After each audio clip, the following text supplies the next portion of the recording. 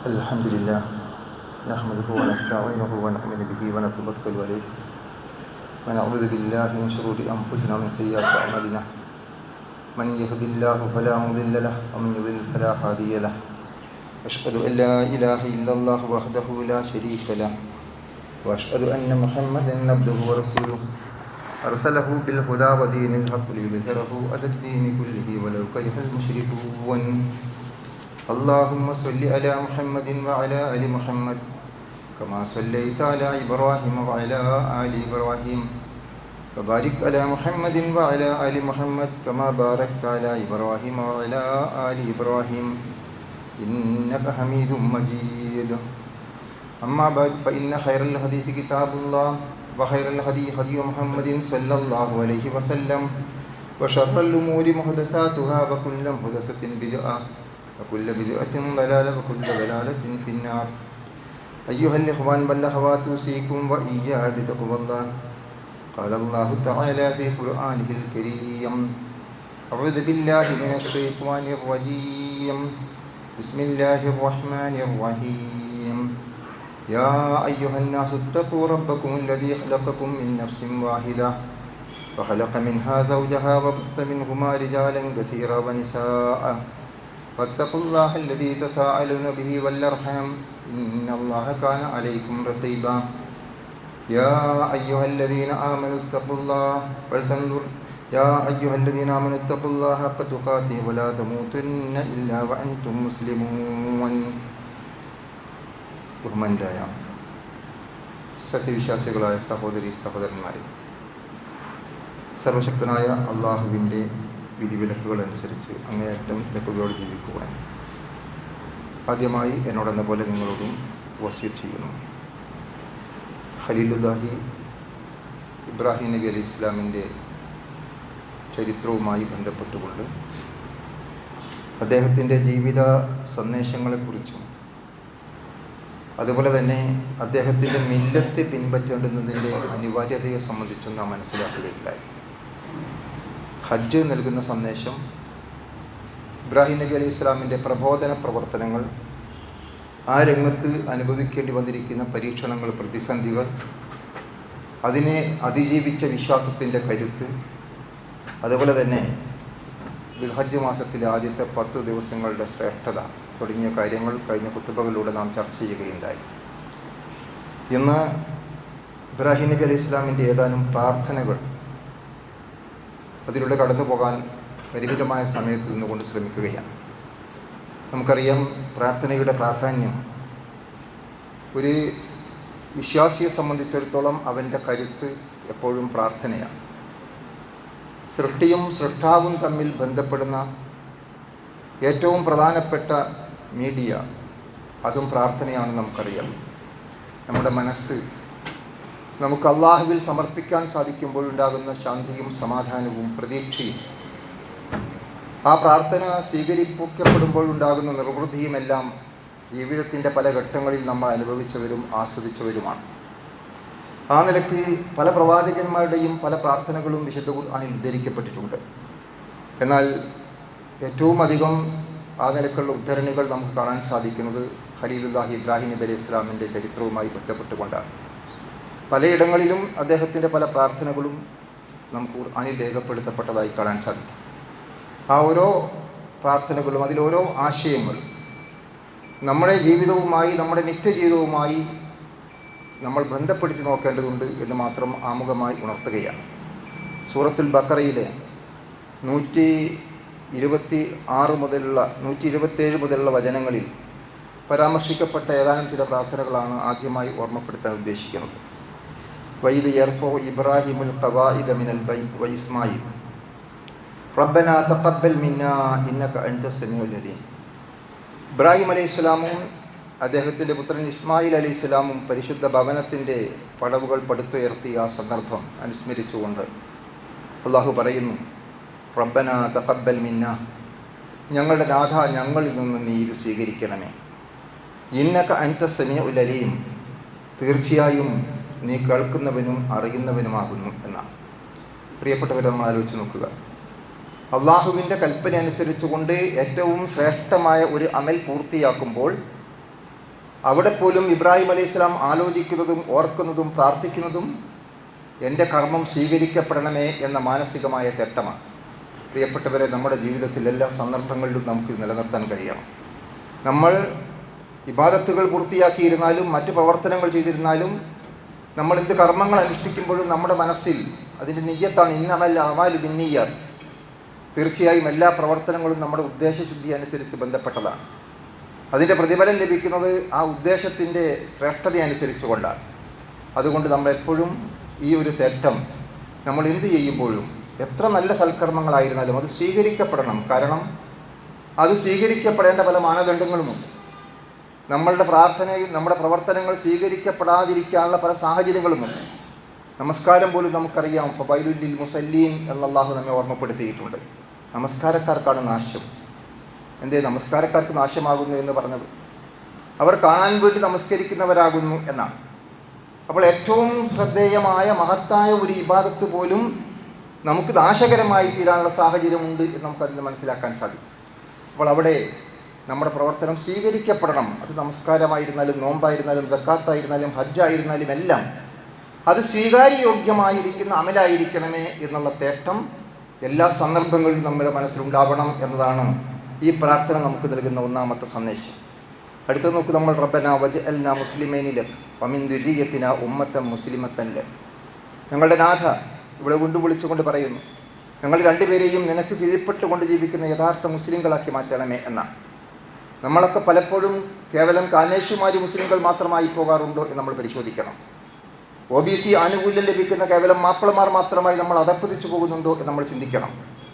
അള്ളാഹുവിന് പൂർണ്ണമായും സമർപ്പിക്കുന്ന നേരത്തെ വിശദീകരിച്ചിരിക്കുന്ന ആ കാര്യങ്ങൾ ഉൾക്കൊണ്ടുകൊണ്ട് യഥാർത്ഥ മുസ്ലിമായിരിക്കണം എന്ന്, യാതൊരു കാപട്യവും കളങ്കവുമില്ലാത്ത മുസ്ലിമായിരിക്കണമേ എന്ന തേട്ടം അത് നമ്മുടെ ജീവിതത്തിൽ ഉണ്ടാവണം എന്ന് നമുക്ക് കാണാൻ സാധിക്കും.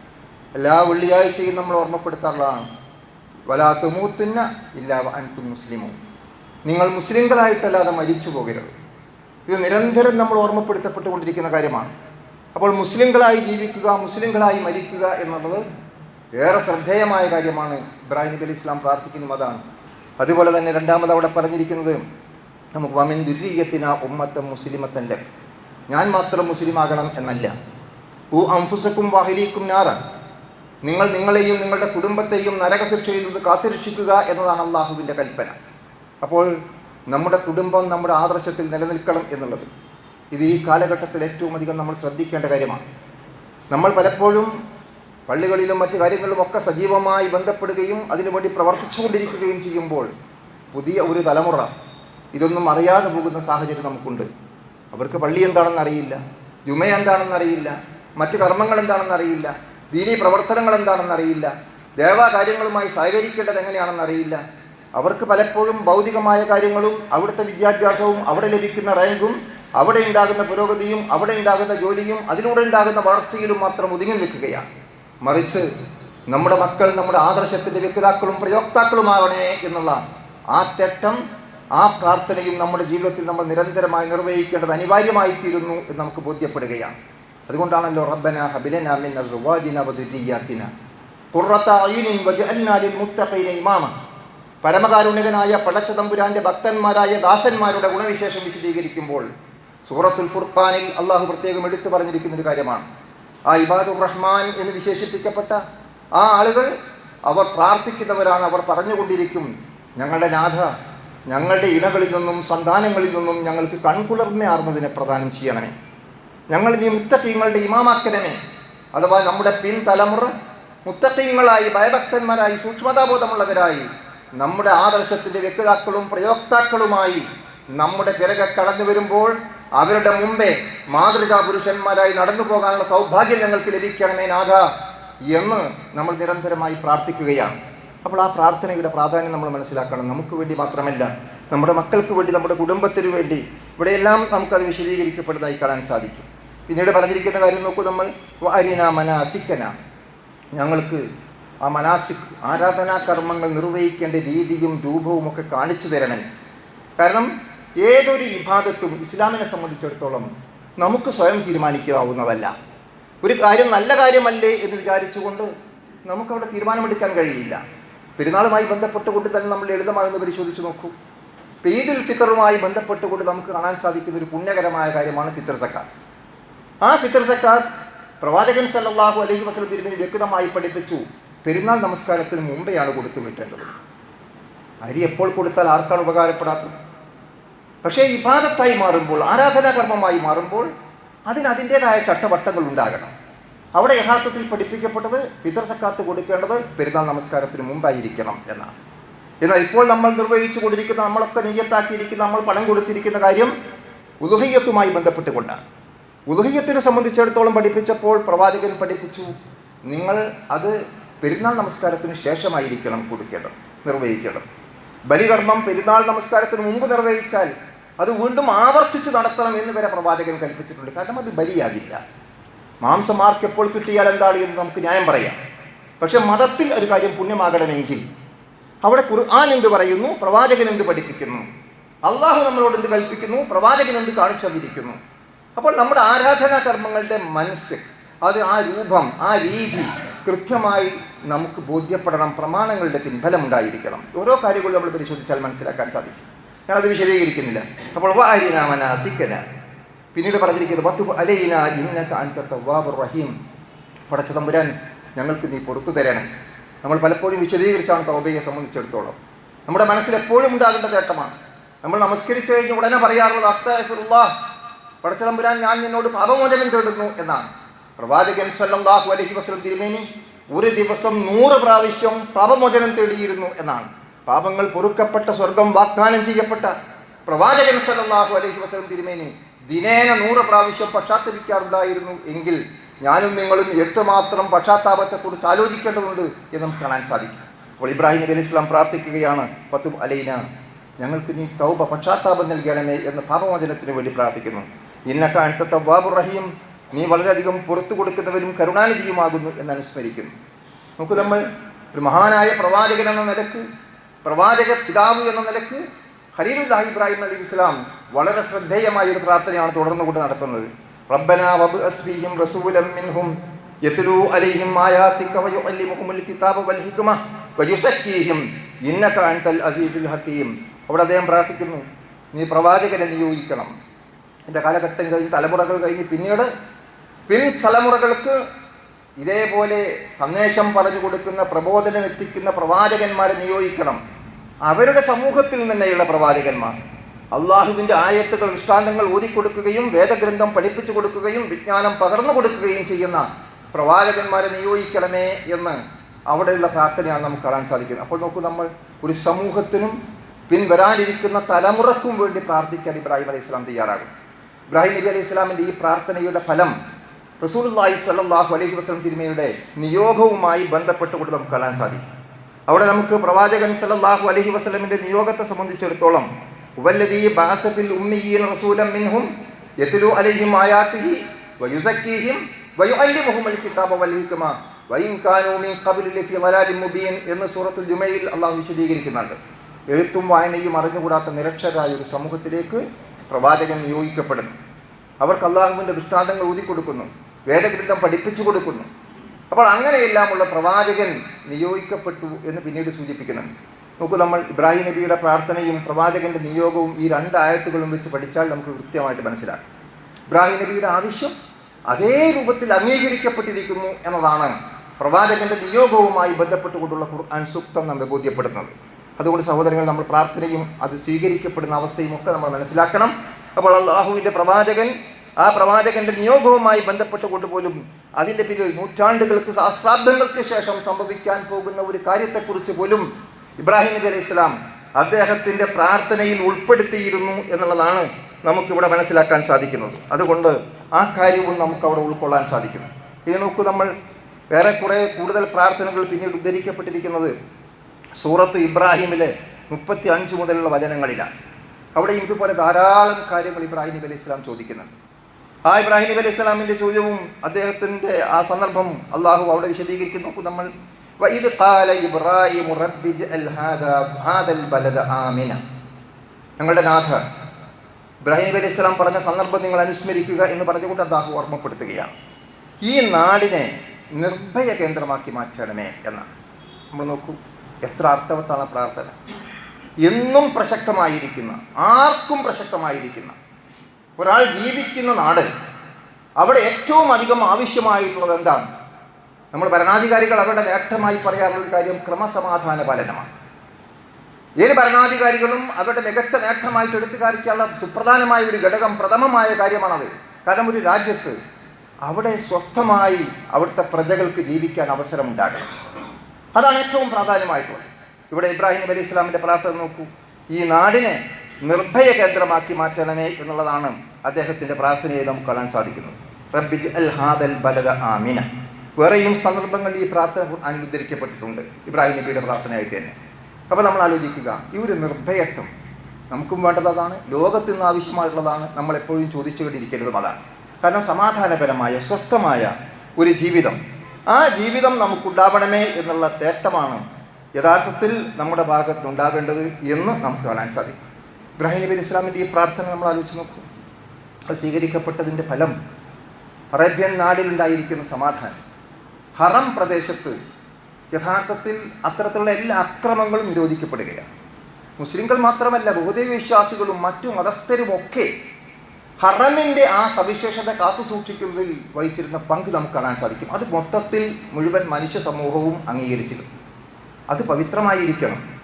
അവിടെ ഒരു ചെടി പോലും മുറിക്കപ്പെടാൻ പാടില്ല, ഒരു ജന്തു പോലും ആക്രമിക്കപ്പെടാൻ പാടില്ല, ഒരു മനുഷ്യന് പോലും യാതൊരു പ്രയാസവും ഉണ്ടാകാൻ പാടില്ല. പൂർണ്ണമായ നിർഭയത്വം ആ നാട്ടിൽ നിലനിൽക്കണം എന്നുള്ളത് മുസ്ലിങ്ങൾ മാത്രമല്ല മറ്റു മതസ്ഥരും പൊതുവെ അംഗീകരിക്കുന്ന ഒരവസ്ഥ. ഹറമിൻ്റെ ആ ഒരു സുരക്ഷിതത്വവും അവിടെ ഉണ്ടാകുന്ന നിർഭയത്വവും നമുക്ക് ബോധ്യപ്പെടും. അപ്പോൾ അവിടെയെല്ലാം ഇബ്രാഹിം നബിയുടെ പ്രാർത്ഥന സ്വീകരിക്കപ്പെട്ട അവസ്ഥയാണ് നമുക്ക് കാണാൻ സാധിക്കുന്നത്. അപ്പോൾ നമ്മൾ ആലോചിക്കുക, അപ്പോൾ ബലദ് ആമിനായിരിക്കുക എന്നുള്ളത്. അടുത്തത് അദ്ദേഹത്തിൻ്റെ പ്രാർത്ഥന വജ്നുബിനി വബനിയ അൻ നഅബുദൽ അസ്നാം.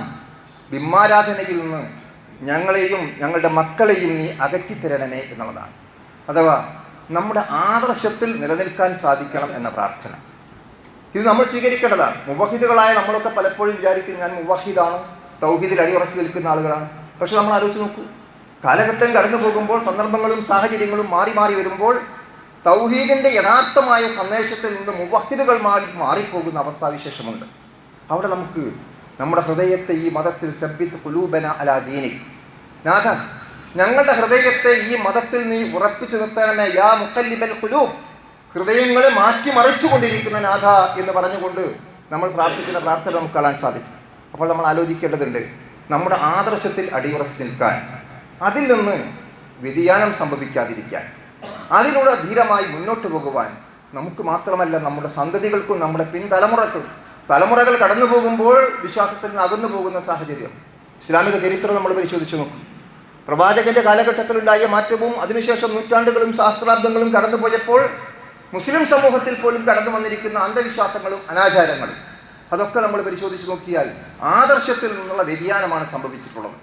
അപ്പോൾ അങ്ങനെ ഒരു വ്യതിയാനം സംഭവിക്കാതെ ആദർശത്തിൽ അടിയുറച്ചു നിൽക്കാൻ സാധിക്കണമേ എന്നുള്ള തേട്ടമാണ് ഇബ്രാഹിം നബി അലൈഹി ഇസ്ലാം അവിടെ നടത്തുന്നത്. ഇത് നമ്മൾ കഴിഞ്ഞ ആഴ്ച ചർച്ച ചെയ്തതാണ്. കൃഷിയും ഒന്നുമില്ലാത്ത ആ സ്ഥലത്ത് അവിടെ കുട്ടിയെ വിട്ടേച്ച് പോരുമ്പോൾ നടത്തിയിരിക്കുന്ന പ്രാർത്ഥന ഇനി അസ്കൻതു മിൻ ദുരിയത്തി ബിവാദിൻ ഐരി സർഇൻ എന്ന് പറഞ്ഞുകൊണ്ട് അവിടെ അദ്ദേഹം പ്രാർത്ഥിക്കുന്ന പ്രാർത്ഥന നമുക്ക് കാണാൻ സാധിക്കും. അപ്പോൾ അവിടെയും അദ്ദേഹം ആവശ്യപ്പെടുന്നത് യഥാർത്ഥത്തിൽ ആ നിലക്കുള്ള ഒരു സ്വസ്ഥമായ ജീവിതത്തിലുള്ള സാഹചര്യങ്ങൾ ആ നാട്ടിലുണ്ടാവണം. അവിടെ വിജനമായിരിക്കുന്ന ആ പ്രദേശത്ത്, കൃഷിയില്ലാത്ത ആ പ്രദേശത്ത് ആ കുട്ടിക്ക് താമസിക്കുവാനുള്ള, ആ കുടുംബത്തിന് വളരാനുള്ള അവസരമുണ്ടാകണം. റബ്ബനാ ലിയുഖീമുസ്സലാത്ത ഫജഅൽ അഫ്ഇദത്തം മിനന്നാസി തഹ്വി ഇലൈഹിം. മാത്രമല്ല അവിടേക്കുള്ള ജനങ്ങൾ നമസ്കാരം നിലനിർത്താൻ സാധിക്കണം. അപ്പോൾ നമ്മുടെ ആദർശമനുസരിച്ച് കൊണ്ട് കർമ്മങ്ങൾ അനുഷ്ഠിക്കാനുള്ള സാഹചര്യങ്ങൾ ഉണ്ടാകണം എന്നുകൂടി പ്രാർത്ഥനയിൽ ഉൾപ്പെടുത്തുകയാണ്. മാത്രമല്ല ജനങ്ങൾ അങ്ങോട്ട് അവിടെ മനസ്സ് ചായുകയും അവിടേക്ക് ആളുകൾ കടന്നു വരികയും അങ്ങനെ മനുഷ്യവാസയോഗ്യമായി സമാധാനപൂർണ്ണമായ സ്വസ്ഥമായ ജീവിതത്തിനും ആരാധനാ കർമ്മങ്ങൾ നിർഭയത്വത്തോടുകൂടി നിർവഹിക്കാനുള്ള സാഹചര്യങ്ങളുമൊക്കെ നിലനിൽക്കുവാൻ ഈ നാടിൽ നീ പര്യാപ്തമാക്കി മാറ്റണമേ എന്നാണ് അദ്ദേഹം പ്രാർത്ഥിക്കുന്നത്. പിന്നീട് പറഞ്ഞു നോക്കൂ, നമ്മൾ വർസുഖുഹും മിനസ്സമറാത്തി ലഅല്ലഹും യഷ്കുറൂൻ. അവിടെ അദ്ദേഹം പ്രാർത്ഥിക്കുകയാണ് നമുക്ക് ആഹാരം നൽകണമേ എന്നാണ്. അവിടെ കായ്കനികൾ നൽകണമേ എന്ന് അദ്ദേഹം പ്രാർത്ഥിക്കുന്നതായി നമുക്ക് കാണാൻ സാധിക്കും. ഈ ഒരു പ്രാർത്ഥന നേരത്തെ നമ്മൾ വിശദീകരിച്ചിരിക്കുന്ന സൂറത്തുൽ ബഖറയുടെ ആ ഭാഗത്ത് പ്രവാചകൻ ഇബ്രാഹിം നബി അലൈഹി ഇസ്ലാം നടത്തിയത് വിശദീകരിക്കുന്നത് നമുക്ക് കാണാൻ സാധിക്കും. അവിടെയും സൂചിപ്പിച്ചിട്ടുണ്ട്. അവിടെ സൂചിപ്പിക്കാൻ നമുക്ക് കാണാൻ കഴിയുന്നത്, അദ്ദേഹം പ്രാർത്ഥിച്ചപ്പോൾ അവിടെ വീട് സൗകര്യപരമായിരിക്കുന്ന റബ്ബി ജിഅൽ ഹാദൽ ബലദ ആമിനൻ വർസുഖ് അഹ്ലഹു മിനസ് സമറാത്തി മൻ ആമന മിൻഹും ബില്ലാഹി വൽ യൗമിൽ ആഖിരി ഖാല വമൻ കഫറ ഫഉമത്തിഹു ഖലീലൻ സുമ്മ അൽതറുഹു ഇലാ അദാബിൻ നാരി വബീസൽ മസീർ. അവിടെ അല്ലാഹു പറയുന്നു, നോക്കൂ, നമ്മൾ അവിടെ എന്താണ് അദ്ദേഹം സൂചിപ്പിച്ചത്? ഇബ്രാഹിം നബി അലൈഹി സ്വലാം പ്രാർത്ഥിക്കുന്നു, ഈ നാട് സുരക്ഷിതമായിരിക്കണം, ഇവിടെ കായ്കനികൾ ലഭിക്കുകയും ഫല സമൃദ്ധമായിരിക്കുകയും ചെയ്യണം, അവിടേക്ക് വേണ്ട എല്ലാ കായ്കനികളും ലഭിക്കണം, അവിടെ കൃഷി ഉണ്ടാകണം എന്നല്ല പ്രാർത്ഥിച്ചു. യഥാർത്ഥത്തിൽ പ്രാർത്ഥിച്ചത് വർസുഖ് അഹ്ലഹു മിനസ് സമറാത്ത് എന്നാണ്. ഫലവർഗ്ഗങ്ങൾ നൽകിക്കൊണ്ട് അവർക്ക് ഭക്ഷണം കൊടുക്കണം എന്നാണ്. അപ്പം റിസ്കിന് വേണ്ടി പ്രാർത്ഥിക്കുക. നമ്മൾ ആലോചിച്ച് നോക്കൂ, നമ്മൾ നമസ്കാരത്തിൽ പോലും അത് പ്രാർത്ഥിക്കുന്നുണ്ട്. പക്ഷെ നമ്മൾ ഓർക്കാറുണ്ടോ എന്നുള്ളത് വേറെ കാര്യം. നമ്മൾ സുജൂദിൻ്റെ ഇടയിലിരുത്തത്തിൽ ഉർസുഖനി, എനിക്ക് ആഹാരം നൽകണമേ എന്ന് നമ്മൾ പ്രാർത്ഥിക്കുന്നു. അപ്പോൾ നമ്മുടെ റിസ്കിന് വേണ്ടി പടച്ച തമ്പുരാനോട് ചോദിക്കുക എന്നുള്ളത് വളരെ പ്രധാന ഘടകമാണ്. പക്ഷേ ഇവിടെ ഇബ്രാഹിം നബി അലൈഹി സ്വലാം അത് പ്രാർത്ഥിച്ചപ്പോൾ മൻ ആമന മിൻഹും ബില്ലാഹി വൽ യൗമിൽ ആഖിർ, അള്ളാഹുവിലും പരലോകത്തിലും വിശ്വസിക്കുന്ന ആളുകൾക്ക് നീ റിസ്ക് നൽകണമേ എന്ന് പ്രാർത്ഥിച്ചു. വിശ്വാസികളായ ആളുകൾക്ക് ഭക്ഷണം ലഭിക്കണമേ എന്ന് പ്രാർത്ഥിച്ചു. പക്ഷെ ഉടനെ അള്ളാഹ് തിരുത്തി. അള്ളാഹു പറഞ്ഞു, ഖാല വമൻ കഫറ, ഭക്ഷണം എന്നുള്ളത് വിശ്വാസികൾക്ക് മാത്രമുള്ള ഏർപ്പാടല്ല, അത് അവിശ്വാസികൾക്കും സത്യനിഷേധികൾക്കുമുണ്ട്. റഹ്മാനാണ് പടച്ച തമ്പുരാൻ. അവൻ ശ്വസിക്കാനുള്ള വായുവും കുടിക്കാനുള്ള വെള്ളവും കഴിക്കാനുള്ള ഭക്ഷണവും അത് പ്രത്യേകം ഒരു വിഭാഗത്തിന് മാത്രമോ വിശ്വാസികൾക്ക് മാത്രമോ അവകാശപ്പെട്ടതല്ല, മറിച്ച് അത് ഈ ഭൂമുഖത്ത് ജീവിക്കുന്ന മുഴുവൻ മനുഷ്യർക്കും ജീവജാലങ്ങൾക്കും അനുഭവിക്കുവാനും ആസ്വദിക്കാനുമുള്ളതാണ്. നമുക്ക് നമ്മൾ എത്ര വിശാലമാണ് ആ വീക്ഷണം. ഇബ്രാഹിം നബി അലൈഹി സ്വലാം അങ്ങനെ പ്രത്യേകം ചോദിക്കാൻ ഒരു കാരണമുണ്ടായിരുന്നു. എന്താ കാരണം? ഇതിനു മുമ്പ്, അതിന് തൊട്ട് മുമ്പുള്ള ആയത്തിൽ വിശദീകരിക്കുന്നുണ്ട്, ഇബ്രാഹിം നബി അലൈഹി സ്വലാമിനെ അള്ളാഹു ലോകത്ത് ജനതയുടെ ഇമാമാക്കി, ഇന്നി ജാഇലുക ലിന്നാസി ഇമാമ. അപ്പോൾ ഇബ്രാഹിം നബി പ്രാർത്ഥിച്ചു, എന്നെ ഇമാമാക്കി എന്ന് പറഞ്ഞപ്പോൾ വമിൻ ദുർരിയത്തി, എൻ്റെ സന്താനങ്ങളിൽ നിന്നും അത്തരത്തിൽ സമൂഹത്തിന് നേതൃത്വം നൽകുന്നവരുണ്ടാകണം, പ്രവാചകന്മാരുണ്ടാകണം, അതുപോലെ ഈ കാര്യങ്ങൾ നിർവഹിക്കുന്ന ആളുകൾ ഉണ്ടാകണം എന്ന്. ആ സന്ദർഭത്തിൽ അള്ളാഹു അവിടെ മറുപടി പറഞ്ഞത് ഖാല ലാ യനാലു അഹദി വാലിമി. എന്താ പറഞ്ഞത്? ഈ കരാർ അക്രമകാരികളായ ആളുകൾക്ക് ബാധകമായിരിക്കുകയില്ല എന്ന് പറഞ്ഞാൽ, ഇബ്രാഹിം നബി അലൈഹി ഇസ്ലാമിൻ്റെ പിൻഗാമികളായ നേതൃസ്ഥാനത്തേക്ക് എൻ്റെ പിൻതലമുറ കടന്നു വരണമേ എന്ന് പ്രാർത്ഥിച്ചപ്പോൾ ആ ഒരു കാര്യം നിന്റെ പാരമ്പര്യം കൊണ്ട് മാത്രം ലഭിക്കില്ല. നേതൃത്വം എന്നുള്ളത് കുടുംബപരമായ പാരമ്പര്യം കൊണ്ട് മാത്രം കൊടുക്കേണ്ടതല്ല. എന്നിട്ട് അവിടെ പഠിപ്പിച്ചു കൊടുത്തു, അത് അക്രമികൾക്ക് ബാധകമല്ല. നിന്റെ തലമുറയിൽ അക്രമികളുണ്ടാവാം, വിശ്വാസികളല്ലാത്തവരുണ്ടാകാം. ഇന്ന ഷിർക്കല ഉൽമുൻ അദീമാണല്ലോ, ഷിർക്കാണ് ഏറ്റവും വലിയ അക്രമം എന്നാണ്. അപ്പോൾ അങ്ങനെ പലരും കടന്നു വരാം, അവർക്കൊന്നും ഈ നിയമം ബാധകമായിരിക്കില്ല എന്ന് അള്ളാഹു അവിടെ തിരുത്തിയിട്ടുണ്ട്. ആ തിരുത്ത് ഓർത്തുകൊണ്ടാകാം ഒരുപക്ഷെ ഇബ്രാഹിം നബി അലൈഹി സ്വലാം ഇവിടെ റിസ്ക് ചോദിച്ചപ്പോൾ വിശ്വാസികൾക്ക് ഭക്ഷണം നൽകണമെന്ന് പറഞ്ഞു. അവിടെ അള്ളാഹ് തിരുത്തി. ഭക്ഷണം നടന്നത് അങ്ങനെയല്ല. അധികാരവും അതുപോലുള്ള കാര്യങ്ങളും നൽകേണ്ടത് പാരമ്പര്യത്തിൻ്റെ പേരിൽ മാത്രം ലഭിക്കേണ്ടതല്ല, നിങ്ങൾ ഉൾക്കൊള്ളുന്ന ആദർശത്തിൻ്റെ പേരിൽ ആണ്. എന്നാൽ ഭക്ഷണം ലഭിക്കേണ്ടത് ആദർശത്തിൻ്റെ പേരിലല്ല, മുഴുവൻ ജീവജാലങ്ങൾക്കുമാകുന്നു എന്ന് പഠിപ്പിക്കുകയാണ്. എന്നിട്ട് അള്ളാഹു അവിടെ പറഞ്ഞു കൊടുത്തു, അവിടെ ഖലീലൻ സുമ്മ അൽതറുഹു ഇലാ അദാബിൻ നാരി വബീസൽ മസീർ. അള്ളാഹു ഈ ദുനിയാവിൽ ഒരു കാലം വരെ സുഖിക്കാനും സൗകര്യങ്ങൾ അനുഭവിക്കാനും അവസരം അവർക്ക് എല്ലാവർക്കും കൊടുക്കും. സത്യനിഷേധികൾക്കുണ്ടാകും, ബഹുദൈവവിശ്വാസികൾക്കുണ്ടാകും. അതാണല്ലോ നമ്മൾ കണ്ടുകൊണ്ടിരിക്കുന്നത്. അധികാരമടക്കം പടച്ചോൻ ഇവിടെ കൊടുക്കുന്നുണ്ട്. അത് യഥാർത്ഥത്തിൽ നമ്മുടെ കർമ്മത്തിൻ്റെ ഫലമായി തീരുമാനിക്കപ്പെടുന്ന കാര്യമല്ല. അതൊക്കെ അള്ളാഹുവിൻ്റെ പരീക്ഷണവും അവൻ്റെ തീരുമാനവുമാണ്. അപ്പോൾ അങ്ങനെ ഇവിടെ അതൊക്കെ ഒരു നിശ്ചിത കാലം വരെ ആളുകൾ കൊടുക്കും. പക്ഷേ തെറ്റ് ചെയ്തവന്, വിശ്വസിക്കാത്തവന്, സത്യനിഷേധിക്ക്, ബഹുദൈവ വിശ്വാസിക്ക് നാളെ പരലോകത്ത് കഠിനമായ ശിക്ഷയിലേക്ക് അവർ കൊണ്ടുവരപ്പെടും. അത് ചീത്തയായ മടക്കമാകുന്നു എന്നാണ് അള്ളാഹു ഓർമ്മപ്പെടുന്നത്. അതുകൊണ്ട് ഭക്ഷണത്തിൻ്റെ കാര്യം വേറെ, ആദർശത്തിൻ്റെ കാര്യം വേറെ എന്നുള്ളത് വളരെ വ്യക്തമായി തന്നെ പഠിപ്പിക്കപ്പെടുന്നു എന്ന് നമുക്കിവിടെ മനസ്സിലാക്കാൻ സാധിക്കും. അതുകൊണ്ട് ഇബ്രാഹിം നബി അലൈഹി ഇസ്ലാമിൻ്റെ ആ പ്രാർത്ഥനയിൽ അവിടെ ഉണ്ടായിരിക്കുന്ന തിരുത്തുകൂടി നമ്മൾ ചേർത്തുകൊണ്ട് വായിക്കുമ്പോൾ നമുക്ക് ആ കാര്യം ബോധ്യപ്പെടും. ഇനി നോക്കൂ, നമ്മൾ ഇബ്രാഹിം നബി അലൈഹി ഇസ്ലാമിൻ്റെ മറ്റൊരു പ്രാർത്ഥന, റബ്ബന ഇന്നക തഅലമു മാ നുഖ്ഫി വമാ നുഅ്ലിൻ. നാഥ, നീ ഞങ്ങളുടെ രഹസ്യവും പരസ്യവും അറിയുന്നവനാണ്, ഞങ്ങൾ മറച്ചു വെക്കുന്നതും ഞങ്ങൾ പ്രത്യക്ഷമാക്കുന്നതും അറിയുന്നവനാണ്. വമാ യഖ്ഫാ അലല്ലാഹി മിൻ ഷൈഇൻ ഫിൽ അർളി വലാ ഫിസ് സമാ. യഥാർത്ഥത്തിൽ നിന്റെ മുമ്പിൽ ഈ ഭൂമിയിലോ ആകാശത്തിലോ ഒന്നും മറച്ചു വെക്കാൻ സാധ്യമല്ല എന്ന് അദ്ദേഹം പറയുകയാണ്. ഇത് നമ്മൾ മനസ്സിലാക്കേണ്ടതാണ്. നമ്മുടെ ജീവിതത്തിൽ എല്ലാ രഹസ്യവും പരസ്യവും അറിയുന്ന പടച്ച തമ്പുരാൻ. ആ രഹസ്യങ്ങളും പരസ്യങ്ങളും മനസ്സിലാക്കുന്ന പടച്ച തമ്പുരാനോട് നമ്മൾ നിരന്തരമായി പ്രാർത്ഥിച്ചു കൊണ്ടിരിക്കുക എന്നുള്ളത് നമുക്കവിടെ കാണാൻ സാധിക്കും. വീണ്ടും അദ്ദേഹം പ്രാർത്ഥിക്കുന്ന പ്രാർത്ഥനകൾ കാണാം. റബ്ബന ഗ്ഫിർലി വലി വാലിദിയ വലിൽ മുഅ്മിനീന, ഞങ്ങൾക്ക് നീ പുറത്തു തരണം, അതുപോലെ തന്നെ മാതാപിതാക്കൾക്ക് പുറത്തു തരണം, സത്യവിശ്വാസികളായ ആളുകൾക്ക് പുറത്തു തരണം എന്ന് അദ്ദേഹം പ്രാർത്ഥിക്കുന്നുണ്ട്. ഇതിൻ്റെ വിവക്ഷ പരിശോധിച്ച് നോക്കിയാൽ നമുക്ക് കാണാൻ സാധിക്കും. നമ്മുടെ പ്രാർത്ഥനയുടെ പ്രധാനപ്പെട്ട 3 കാര്യങ്ങൾ നമുക്കിവിടെ മനസ്സിലാക്കാവുന്നതാണ്. ഒന്ന്, നമ്മൾ ആദ്യം പ്രാർത്ഥിക്കേണ്ടത് നമുക്ക് വേണ്ടിയാണ്. അത് നമ്മൾക്ക് വേണ്ടി, നമ്മുടെ ആവശ്യങ്ങൾ അത് അള്ളാഹുവിനോട് ചോദിക്കാൻ സാധിക്കും. രണ്ടാമത്, നമ്മൾ പ്രാർത്ഥിക്കേണ്ടത് നമ്മുടെ കുടുംബത്തിന് വേണ്ടിയാണ്, വിശിഷ്ട മാതാപിതാക്കൾക്ക് വേണ്ടിയാണ്, നമ്മുടെ കുടുംബത്തിന് വേണ്ടിയാണ്. മൂന്നാമത്, അതിനപ്പുറം മനുഷ്യ സമൂഹത്തിന് വേണ്ടിയാണ്. അപ്പോൾ സ്വന്തത്തിന് വേണ്ടിയും കുടുംബത്തിന് വേണ്ടിയും സമൂഹത്തിന് വേണ്ടിയും പ്രാർത്ഥിക്കുക എന്നുള്ളത്. മറ്റൊരാളുടെ അഭാവത്തിൽ നമ്മൾ അയാൾക്ക് വേണ്ടി പ്രാർത്ഥിക്കുന്ന പ്രാർത്ഥന തള്ളപ്പെടാത്തതായിട്ട് പ്രവാചകൻ വിശദീകരിക്കുന്നതായി നമുക്ക് കാണാൻ സാധിക്കും. അപ്പോൾ അതൊക്കെ നമ്മൾ ആലോചിക്കേണ്ട കാര്യമാണ്. നമ്മുടെ സ്വാർത്ഥതയല്ല ഉണ്ടാകേണ്ടത്. നമുക്ക് വേണ്ടി പ്രാർത്ഥിക്കണം, നമ്മുടെ മക്കൾക്ക് വേണ്ടി പ്രാർത്ഥിക്കണം, മാതാപിതാക്കൾക്ക് വേണ്ടി പ്രാർത്ഥിക്കണം, കുടുംബങ്ങൾക്ക് വേണ്ടി പ്രാർത്ഥിക്കണം, സമൂഹത്തിന് വേണ്ടി പ്രാർത്ഥിക്കണം. എല്ലാ വെള്ളിയാഴ്ചയും ജുമാ ഖുത്ബയുടെ നിബന്ധനകളിൽപ്പെട്ടതാണ് സത്യവിശ്വാസികൾക്ക് വേണ്ടി പ്രാർത്ഥിക്കുക. അതുകൊണ്ടാണ് അല്ലാഹുമ്മ ഗ്ഫിർ ലിൽ മുഅ്മിനീന വൽ മുഅ്മിനാത്ത് വൽ മുസ്ലിമീന വൽ മുസ്ലിമാത്ത് എന്ന് നമ്മൾ സ്ഥിരമായി പ്രാർത്ഥിച്ചുകൊണ്ടിരിക്കുന്നു. അപ്പോൾ ഇതൊക്കെ നമ്മൾ മനസ്സിലാക്കേണ്ടുന്ന കാര്യമായിട്ട് നമുക്കിവിടെ മനസ്സിലാക്കാൻ സാധിക്കും. ഇത്തരം കാര്യങ്ങളൊക്കെ മനസ്സിലാക്കിക്കൊണ്ട് നമ്മൾ പ്രാർത്ഥനയുടെ കാര്യത്തിൽ കൂടുതൽ ശ്രദ്ധിക്കുകയും ഇബ്രാഹിം നബി അലൈഹി ഇസ്ലാമിൻ്റെ ജീവിത സന്ദേശം എന്ന ഒരുപാട് പ്രാർത്ഥനകൾ ഇനിയും പഠിക്കാനുണ്ട്. ഖുർആനിലൂടെ പ്രവാചകൻ്റെ ആ സംഭവം നമ്മൾ മനസ്സിലാക്കുകയും ഉൾക്കൊള്ളുകയും ചെയ്യുക. അള്ളാഹു നമ്മെ അനുഗ്രഹിക്കുമാറാകട്ടെ.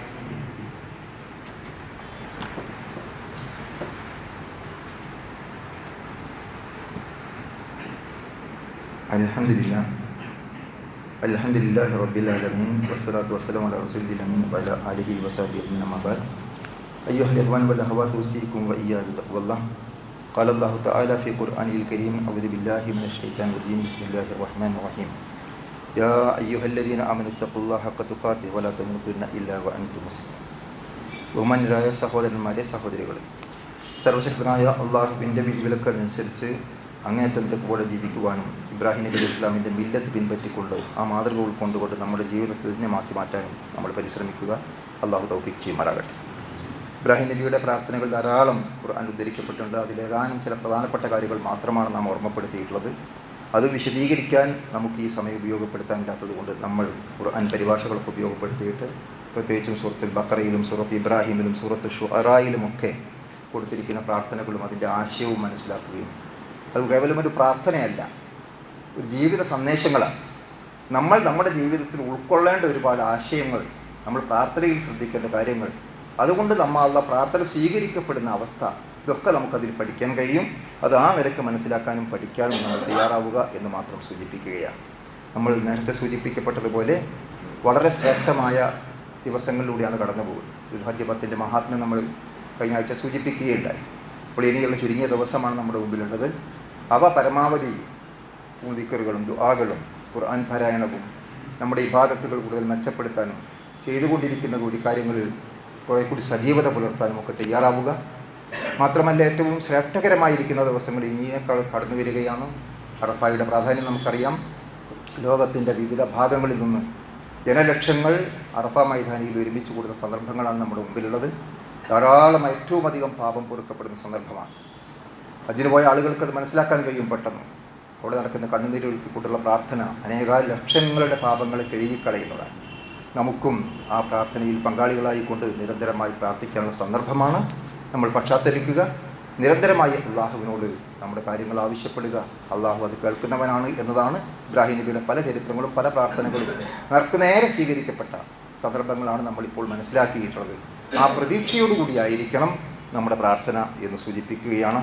അതുകൊണ്ട് ആ കാര്യത്തിൽ നമ്മൾ ആലോചിക്കുക. പിന്നീട് നമ്മെ സംബന്ധിച്ചിടത്തോളം പെരുന്നാളുമായി ബന്ധപ്പെട്ടുകൊണ്ട് നമ്മൾ ആലോചിക്കുമ്പോൾ പെരുന്നാൾ നമസ്കാരം നമ്മൾ തീരുമാനിച്ചിരിക്കുന്നത് രാവിലെ 7 മണിക്ക് തന്നെയാണ്. കൃത്യം 7 മണിക്ക് തന്നെ പള്ളിയിൽ വെച്ചാണ്. ഈ പ്രാവശ്യം കാലാവസ്ഥ അനുകൂലമല്ലാത്തത് കൊണ്ട് നമ്മൾ സംഘടിപ്പിച്ചിരിക്കുന്നത്. 7 മണിക്ക് തന്നെ പള്ളിയിൽ പെരുന്നാൾ നമസ്കാരത്തിന് കുടുംബസമേതം എത്തിപ്പെടാൻ എല്ലാവരും ശ്രദ്ധിക്കുക. പിന്നീട് നോമ്പ് നിഷിദ്ധമാക്കപ്പെട്ട ദിവസമാണ് യഥാർത്ഥത്തിൽ പെരുന്നാളിൻ്റെ 2 ദിവസങ്ങൾ നമുക്കറിയാം. അതുപോലെ തന്നെ അയ്യാമുത്ത് തശ്രീഖ് എന്ന് പറയുന്നത് റമദാനിന് പെരുന്നാളിന് ബലിപെരുന്നാളിനെ തുടർന്നു കൊണ്ടുള്ള 3 ദിവസങ്ങളാണ്. ദുൽഹിജ്ജ മാസത്തിലെ 11, 12, 13 ദിവസം. ഹാജിമാരുടെ പ്രധാനപ്പെട്ട ചില കർമ്മങ്ങൾ നടക്കുന്ന ദിവസങ്ങളാണ്. ജംറയിൽ ഏറും മറ്റുമായി ബന്ധപ്പെട്ടുകൊണ്ടുള്ള കർമ്മങ്ങളൊക്കെ നിർവഹിക്കപ്പെടുന്ന ദിവസമാണ്. അപ്പോൾ ആ സന്ദർഭവും നമ്മുടെ മനസ്സിൽ ഓർമ്മിച്ചുകൊണ്ട് അയ്യാമുത്ത് ഷരീഖ് അയ്യാമു അഖിലിൻ വഷുറുബിൻ എന്നാണ് പ്രവാചകൻ സല്ലല്ലാഹു അലൈഹി വസല്ലം തിരുമേനി പറഞ്ഞത്. മുസ്ലിം രേഖപ്പെടുത്തിയിരിക്കുന്ന ഹദീസാണ്. അയ്യാമുത്ത് ഷരീഖിലെ ദിവസങ്ങൾ തിന്നാനും കുടിക്കാനുമുള്ളതാണ് എന്ന് പറഞ്ഞാൽ പെരുന്നാളിൻ്റെ ഭാഗം തന്നെയാണ്. അവിടെ സന്തോഷിക്കാനുള്ള, സന്തോഷം പങ്കുവെക്കാനുള്ള അവസരമായിട്ട് നമ്മൾ അതിനെ ഉപയോഗപ്പെടുത്തണം എന്ന് നമുക്ക് കാണാൻ സാധിക്കും. അതുപോലെ തന്നെ നബി സല്ലല്ലാഹു അലൈഹി വസല്ലം കൂടുതലായിട്ട് തക്ബീറുകൾ മുഴക്കിയിരുന്ന ദിവസങ്ങളാണ് പെരുന്നാൾ ദിവസങ്ങളും അയ്യാമുത്ത് ഷരീഖിൻ്റെ ദിവസവും ഒക്കെ. അള്ളാഹുവിനെ കൂടുതൽ മഹത്വപ്പെടുത്താൻ, അവൻ്റെ ശ്രേഷ്ഠത, അള്ളാഹുവാണ് ഏറ്റവും വലുത്. ഇബ്രാഹിം നബി അലൈഹി ഇസ്ലാം സ്വന്തം ജീവിതത്തിലൂടെ തെളിയിച്ച കാര്യമാണ്. സ്വന്തം മാതാപിതാക്കളെക്കാളും, സ്വന്തം കുടുംബത്തെക്കാളും, സ്വന്തം നാട്ടുകാരെക്കാളും, സ്വന്തം ഭരണാധികാരികളെക്കാളും വലിയവൻ പടച്ച തമ്പുരാനാകുന്നു എന്ന് സ്വന്തം ജീവിതത്തിലൂടെ ചരിത്രമെഴുതിയ മനുഷ്യനാണ് ഖലീലുല്ലാഹി ഇബ്രാഹിം അലൈഹി ഇസ്ലാം. അദ്ദേഹത്തിൻ്റെ ഏതാനും ചില വീടുകളിലൂടെ മാത്രമാണ് നമ്മൾ കടന്നു പോയിട്ടുള്ളത്.